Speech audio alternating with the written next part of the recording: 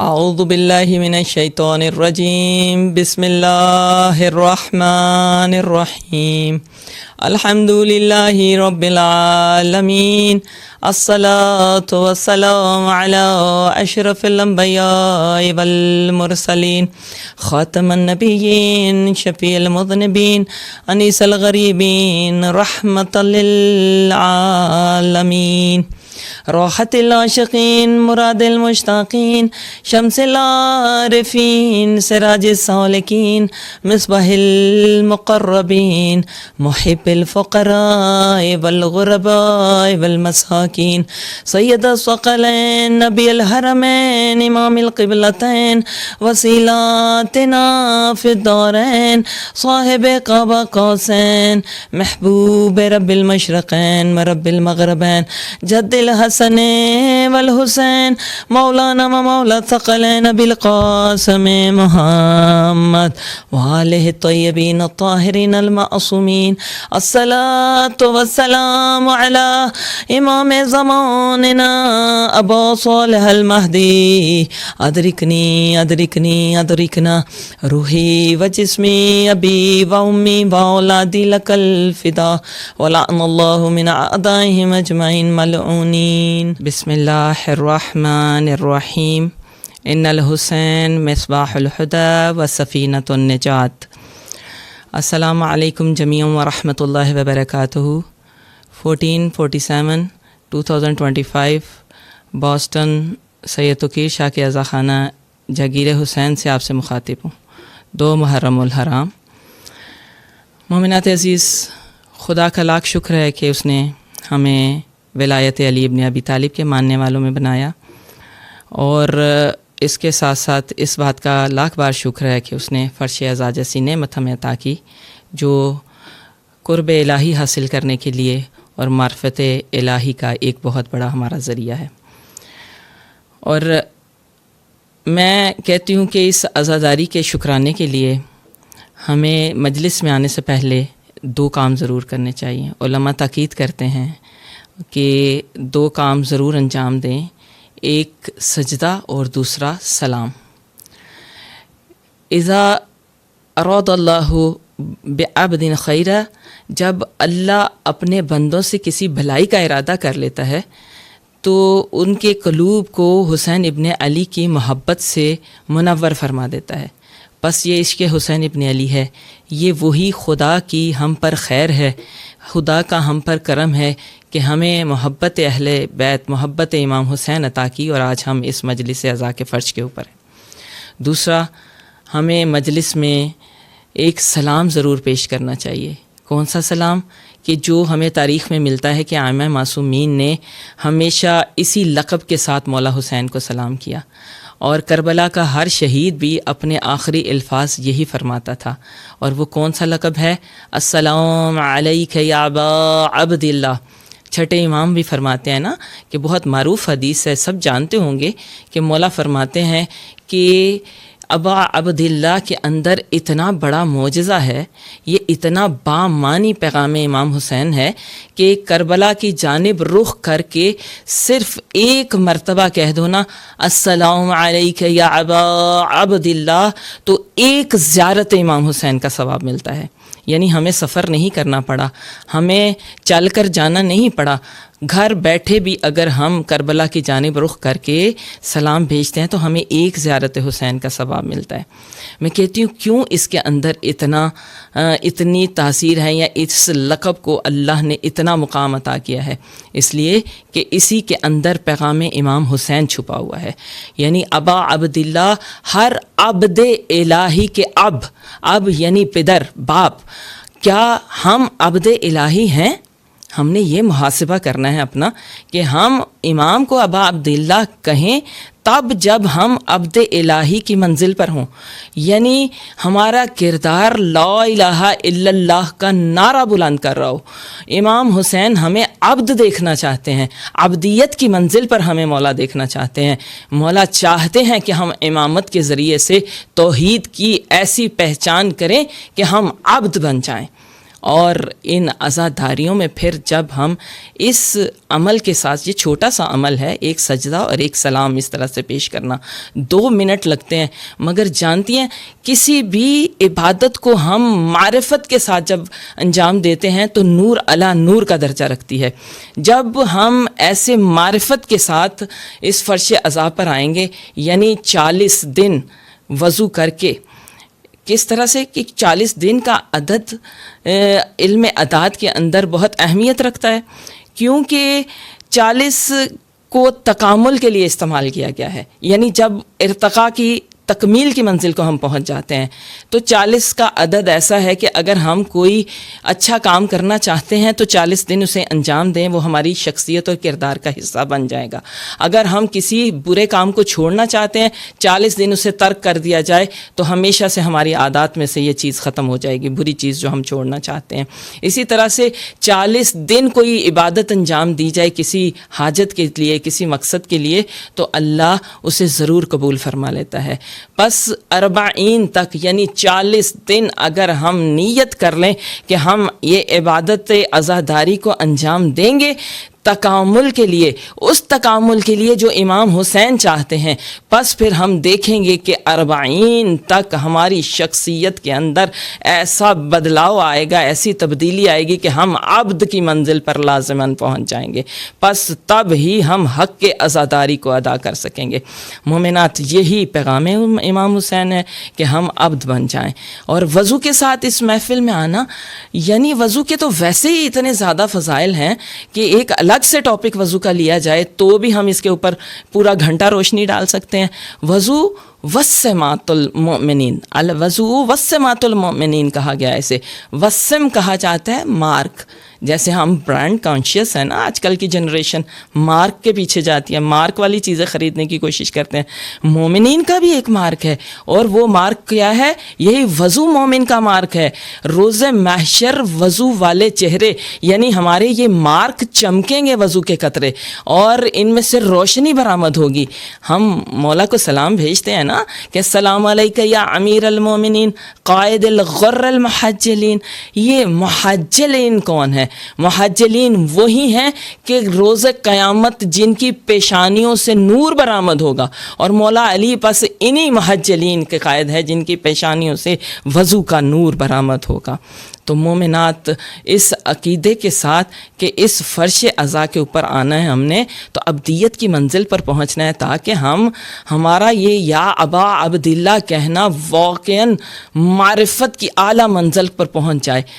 پھر خالی ابا عبداللہ سے تاثیر پیدا نہیں ہوگی، بلکہ ہمارا ہر عمل عبادت کے زمرے میں آئے گا. ہر عمل ایسا تاثیر رکھے گا کہ گویا اگر ہم اس فرش پر آ کر چھوٹے سے چھوٹا کام بھی انجام دے رہے ہیں، کسی عزادار کو پانی پلا دیتے ہیں، ہم بانیان کی ہیلپ کر دیتے ہیں، یا ایک جوتا اتارنے میں یا جوتا کسی کا سیدھا کر کے رکھنے میں بھی ایک تاثیر ہے.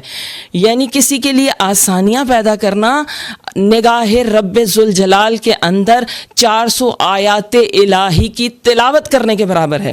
یعنی اگر ہم معرفت کے ساتھ اس عزاداری کے اندر جو ہے نا ڈیوٹی دینے کی کوشش کریں گے، یا واقعاً ہم ابدیت کی منزل کے پر پہنچنے کے لیے مقصد کے ساتھ اس مجلس میں آئیں گے، تو ہمارا اتنا چھوٹا چھوٹا کام بھی جو ہے وہ ہمیں تکامل تک پہنچا سکتا ہے.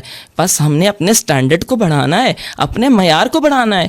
آیت اللہ بہجت فرماتے ہیں نا کہ وہ ہمیشہ کہا کرتے تھے کہ اگلی منزلیں بڑی مشکل ہیں، اس لیے ایام عزا شروع ہو جائے نا تو کوشش کیا کیجئے کہ ان ایام میں آپ کچھ نہ کچھ فریضہ یا فرض یا ڈیوٹی ضرور انجام دیں، چاہے وہ ایک چھوٹے سے چھوٹا کام جوتے عزاداروں کے سیدھے کرنا ہی کیوں نہ ہو. کیونکہ یہ وہ فرش عزا ہے، یہ وہ عزاداری ہے، یہ وہ فریضہ ہے کہ امام صادق چھٹے امام کے غلام جو ہے نا وہ نقل فرماتے ہیں، کہتے ہیں کہ جب بھی امام کے گھر میں مجلس عزا ختم ہوتی تھی نا تو مولا اپنے ابا کو، اپنے امامے کو ایک طرف رکھ دیتے تھے اور خود مجلس کے فرش کو سمیٹتے تھے، اس کے کام انجام دیتے تھے.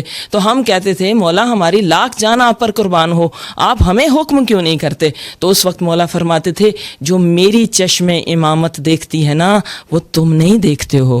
تو اس وقت ہم نے یہ دریافت کیا کہ مولا یہ فرمائیے کہ آپ کی چشم امامت کیا دیکھتی ہے؟ تو مولا فرماتے ہیں تم نے یہ دیکھا کہ مجلس میں چند لوگ آئے تھے اور اٹھ کر چلے گئے مجلس کے بعد، مگر میری چشم امامت نے دیکھا کہ یہاں پر حور و ملائک آئے ہیں، آسمانی مخلوقات تشریف لاتی ہیں، انبیاء مرسلین آئے ہیں، اور سب سے بڑھ کر جو بات ہے جو مومن کو سعادت نصیب ہوتی ہے کہ یہاں پر میری ماں فاطمہ زہرا تشریف لائی تھیں، اور جس فرش پر جس مقام پر میری ماں چل کر تشریف لائیں اس کی خدمت میں خود اپنے ہاتھوں سے کروں گا.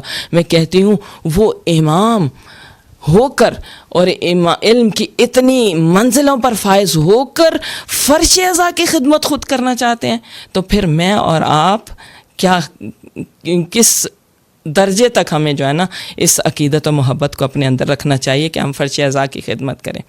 مومنات، بس یہ ابدیت کی منزل حاصل کرنے کے لیے اور یہ مقام پانے کے لیے جو چھٹے امام ہمیں جو ہے نا عمل کر کے بتا رہے ہیں، اس مقام کے لیے ہم نے ان مجالس کو کچھ اس طرح سے ترتیب دینا ہے کہ ہم جو ہے نا کلام الامام امام الکلام ہوا کرتا ہے، امیر الکلام کلام الامیر ہے، اس امیر المؤمنین کے کلام کو ہم اپنی مجلسوں کا حصہ بنائیں. صرف ولایت کا دم ہم زبان سے نہ بھریں، ہم صرف علی علی کہہ کر اپنا جو ہے نا فرض ادا شدہ نہ سمجھیں، بلکہ کیا ہے کہ میں ہمیشہ یہ مثال دیتی ہوں کہ فرض کریں کہ یہاں پر کہیں قریب مولا کا امامہ ہی آ جاتا ہے یا مولا کا کرتا ہے، تو اطلاع آتی ہے کہ اس کی زیارت کے لیے اگر کوئی آنا چاہے تو آ جائے، تو ہم دوڑے چلے جائیں گے، یہاں تک کہ ہم نجف اشرف پیسہ خرچ کر کے جاتے ہیں، سفر کر کے جاتے ہیں. اور اگر ہمیں کوئی کہے نا کہ نجف اشرف سے امام کے گنبد مطہر کے اوپر سے علم آیا ہے تو اس کی زیارت کرے، تو ہم بھاگ بھاگ کر جاتے ہیں اس علم کی زیارت کے لیے. مگر مولا کا اتنا بڑا کلام، مولا کے دہن مطہر سے نکلے ہوئے الفاظ ہمارے پاس ایک کتاب کی صورت میں موجود ہیں جسے نہج البلاغہ کا نام دیا سید رضی نے. ہم نے آج تک بہت سارے مومنین ایسے بھی ہوں گے جنہوں نے نہج البلاغہ کو کبھی کھول کر نہیں دیکھا، کبھی اس کی زیارت نہیں کی، جبکہ نہج البلاغہ کا درجہ یہ ہے کہ یہ اخ القرآن ہے، یعنی قرآن کا بھائی ہے. کسی بھی قوم و مسلک کو اگر قرآن نہ ہو تو مسئلہ ہو سکتا ہے، مگر مثال ہے ایک کہ مذہب تشیع کو کیا مسئلہ ہے، کیونکہ ان کے پاس اخ القرآن قرآن کا بھائی نہج البلاغہ موجود ہے. تو مومنات، یہ حیف نہیں ہے کہ ایک نان مسلم جارج جرداق جو ہے وہ کہتا ہے کہ میں نے نہج البلاغہ کو جب پڑھنا شروع کیا نا تو میں نے 1 مرتبہ نہیں پڑھا، 2 مرتبہ نہیں پڑھا، 10 مرتبہ نہیں پڑھا، بلکہ 200 بار میں نے نہج البلاغہ کو پڑھا. اس لیے کہ جو 1 مرتبہ نہج البلاغہ سے جڑ جاتا ہے وہ اس سے جدا نہیں ہو سکتا.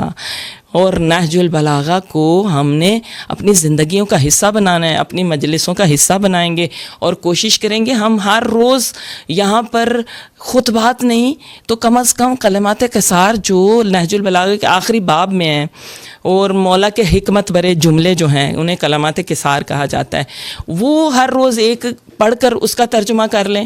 کم از کم 10 دنوں میں ہم ارتقاء کی کسی منزل کو تو پہنچیں گے نا، کیونکہ نہج جانتے ہیں، نہج البلاغہ یعنی نہج البلاغہ، نہج یعنی راستہ یعنی طریقہ، نہج یعنی سبیل، اور بلاغہ بلوغ سے ہے یعنی بلاغت. جب کوئی بلوغت کی منزل کو پہنچ جاتا ہے، بالغ ہو جاتا ہے نا، تو پروردگار بھی اس سے مخاطب ہوتا ہے، اس سے بھی یا ایھا الذین آمنوا کہہ کر پکارتا ہے. اور جو اس بلوغت کی منزل کو پہنچ جاتا ہے یعنی تکمیل کو پہنچ جاتا ہے، ایسے راستے پر یعنی نہج البلاغہ ایسا راستہ جو ہمیں تکمیل کی جانب لے کر جاتا ہے، کیونکہ رب ذوالجلال چاہتا ہے کہ ہم آہستہ آہستہ اوپر کی طرف بڑھیں اور اپنی علمی منازل کو، اپنے عمل کی توفیقات کو اوپر سے اوپر تک لے کر جائیں. نہج البلاغہ یعنی وہ راستہ جو صراط مستقیم کہلاتا ہے. صراط مستقیم کیا ہے؟ وہی راستہ ہے کہ جس کے لیے رسول اللہ نے خم غدیر پر خطبہ دیتے ہوئے جو ہے نا اس کے اندر اس کے بارے میں ارشاد فرمایا تھا. صراط مستقیم یعنی کیا ہے؟ یہ صرف خطبہ غدیر کے اندر حیف ہے نا کہ ہم نے خطبہ غدیر بھی کبھی نہیں پڑھا، کہ یہ ہمارے لیے ایک لمحہ فکریہ بھی ہے کہ ہمیں نہج البلاغہ سے بھی جڑنا چاہیے. خطبہ غدیر جب کہ ہم اتنے بڑے بڑے ولایت کا اقرار کرنے والے ہیں, اتنا بڑے بڑے علی علی کہنے والے ہیں, تو ہم خطبہ غدیر کو تو پڑھ کر دیکھیں. صرف ایک جملہ مولا نے نہیں فرمایا تھا کہ من کنت مولا فہذا علی مولا. یہ لب لباب ضرور ہے, مولا کی سب سے بڑی حدیث اس کے اندر یہ ضرور ہے من کنت مولا فہذا علی مولا, مگر اسی خطبے کے اندر جو تقریباً 1.25 سپارے کا ہے, اس کے اندر ہی مولا نے فرمایا تھا قد قبل اکثر الاولین زللت دینی, تم میں سے بہت سارے لوگ دین کے معاملے میں ذلیل ہو گئے تھے, وہ صراط مستقیم کی تلاش میں رہے اور صراط مستقیم کو کسی اور دروازے پر ڈھونڈتے رہے, جبکہ صراط مستقیم وہی ہے جو علی کا راستہ ہے. ساری دنیا الگ الگ راستوں پر جائے, مگر اگر تمہیں صراط مستقیم کی تلاش ہے تو یہ وہی راستہ ہے جو علی ابن ابی طالب کا راستہ ہے. مولا نے واضح طور پر اس خطبے کے اندر فرمایا کہ انا صراط اللہ المستقیم, میں محمد مصطفیٰ صراط مستقیم ہوں, ومن بعد علی, اور میرے بعد علی مرتضیٰ صراط مستقیم ہے. ادھر ادھر نہ جانا, علی کے دروازے پر آنا. اور اگر ہم اس صراط مستقیم کو جاننا چاہتے ہیں تو پھر تو نہج البلاغہ کو پڑھنا ہوگا, نہج البلاغہ کے گوہر نایاب سمیٹنے ہوں گے ہمیں. اور اس کے ساتھ ساتھ انشاءاللہ ان مجالس کے اندر, کیونکہ ٹائم مختصر ہوتا ہے, تو ہم جلدی جلدی سے یہ بھی کوشش کیا کریں گے کہ ہم ایسی تاریخ کی جو ہیں فیمیل صحابیات, مجاہدات, راویات ہیں, شاعرات ہیں, اور بہت ساری فیسینیٹنگ خواتین ہیں تاریخ اسلام کے اندر, جنہیں ہم قدوہ بنا سکتے ہیں. قدوہ یعنی اسوہ, رول ماڈل بنا سکتے ہیں. ہم ان کا بھی روز ایک نہ ایک کا تذکرہ کریں, چاہے مختصر کریں, تاکہ ان مجالس کے ذریعے سے ہم روز نہج البلاغہ کا ایک کلمات کسار یا ایک جملہ ضرور سیکھیں, اور تاریخ اسلام کی فیسینیٹنگ خواتین کے بارے میں بھی ہمیں معلوم ہو, تاکہ ہم ان کے قدوہ کے اوپر, ان کے اسوہ کے اوپر عمل کرنے کے قابل ہو سکیں. تو آج کی مجلس میں ہم سب سے پہلے اس شخصیت کا تھوڑا سا تذکرہ کرتے ہیں کہ جن کو واقعہ کربلا کے اندر شروع میں ان کا تھوڑا سا تذکرہ سنا جاتا ہے, اس کے علاوہ ہم ان کے بارے میں زیادہ نہیں پڑھتے نہ جانتے ہیں. تو وہ کون ہے؟ بی بی ام سلمہ. بی بی ام سلمہ ازواج رسول اللہ میں ایسی خاتون ہیں کہ جو ہمیں تاریخ کے ہر مقام پر, چاہے وہ خیبر ہے, خندق ہے, احد ہے, ہر جگہ پر دکھائی دیتی ہیں, ہر مقام پر ان کا رول ہمیں نظر آتا ہے.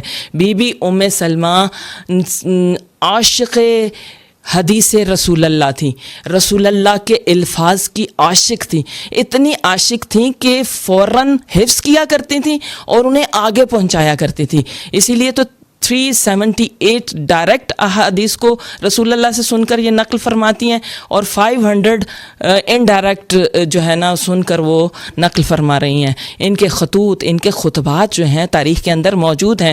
بی بی نے بہت بڑا رول ادا کیا ہے رسول اللہ کی زندگی میں. مکہ کے اندر رسول اللہ کے ساتھ زندگی بسر کی ہے. مدینہ کی زندگی اور تھی, مکہ کی زندگی اور تھی. مکہ کے اندر بہت کٹھن حالات تھے. جناب بی بی ام سلمہ جو ہے گھر سے ہر منڈے کو اور ہر تھرسڈے کو میدان احد جایا کرتی تھیں, میدان بقیع میں جایا کرتی تھی, وہاں پر رسول اللہ کی احادیث لوگوں کو سنایا کرتی تھی اور اسلام کا پیغام آگے سے آگے پہنچاتی تھی.